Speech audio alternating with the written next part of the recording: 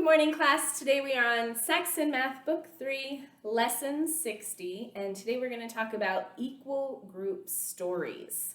So, the hardest part of word problems for you guys is figuring out, am I supposed to add, am I supposed to subtract, or am I supposed to multiply now? We're adding to your word problems. So now you have three choices: add, subtract, or multiply.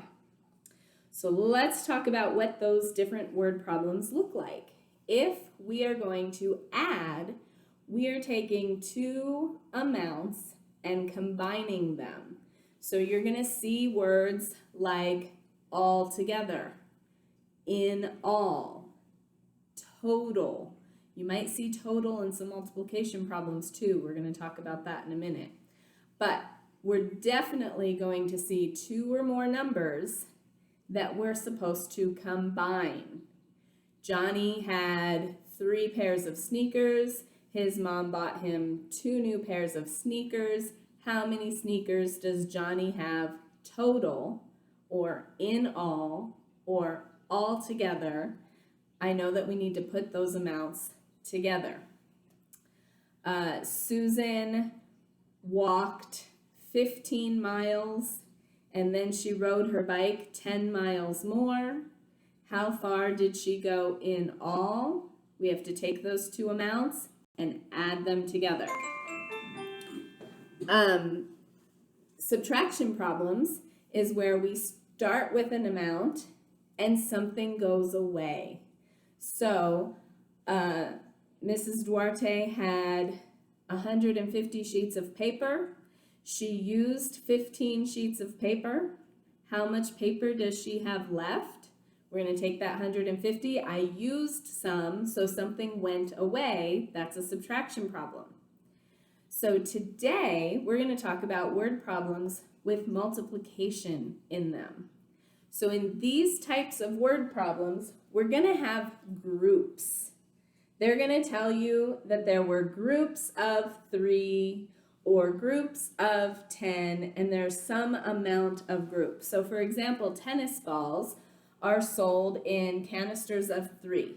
So each canister is going to be a group. So if Susan had 4 packages of tennis balls, how many tennis balls does she have total? So we figure that out by saying, well, how many groups were there? She had 4 packages.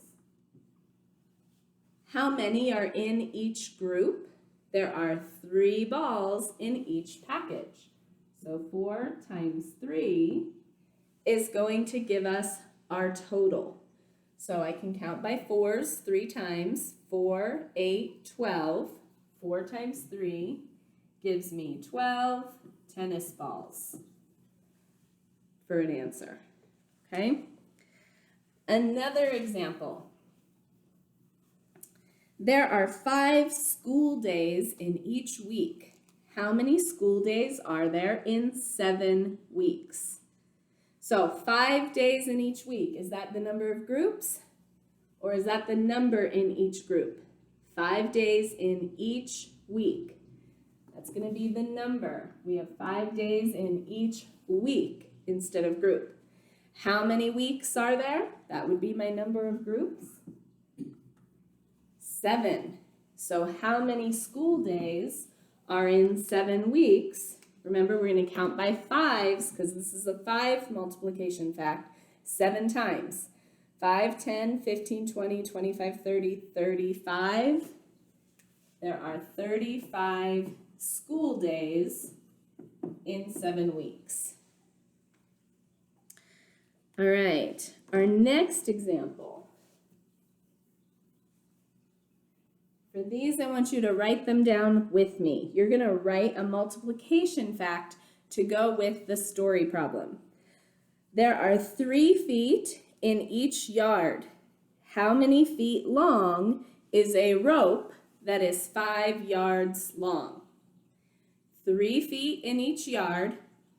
How many feet long is a rope that is 5 yards long? So 3 feet in each yard. That's going to be our number in each group. How many yards do we have? It's a 5-yard rope. So 5 times 3, and then we have to figure out our total. 5, 10, 15. 15 what? 15 feet is our answer. If you are my student and you only write 15 for a word problem, it will not be correct. You need to have that label. All right, our next example. There are 12 eggs in each dozen. How many eggs are in 2 dozen? 12 eggs in each dozen. That's going to be the number in each group. How many eggs are in 2 dozen? That's our number of groups. And this is a doubles problem, 12 and 12. That gives me 24 elephants. Eggs, 24 eggs are in 2 dozen eggs. Okay, our final problem is Corey earns $9 each hour for helping a painter. How much money does Corey earn in 5 hours? He earns $9 per hour, so $9 in each group. He works for 5 hours. So how much money did he earn? 5 times $9. I'm going to count by 5s here. 5, 10, 15, 20, 25, 30, 35, 40, 45. So that's 9 times 5. And what is it he's earning? Money. $45. All right, we have just done the lesson practice together. What I would like for you to do before I see you in class again is write your own multiplication word problem. Keep in mind that you're going to need to have some amount of groups with the same number in each group and then figure out the total. So you'll write the word problem and you'll write the multiplication problem the multiplication equation that goes along with it. And then you're going to share that when I see you in class next. After that, you can start your written practice, which begins on page 323 of your textbook. Have a great day. I'll see you soon.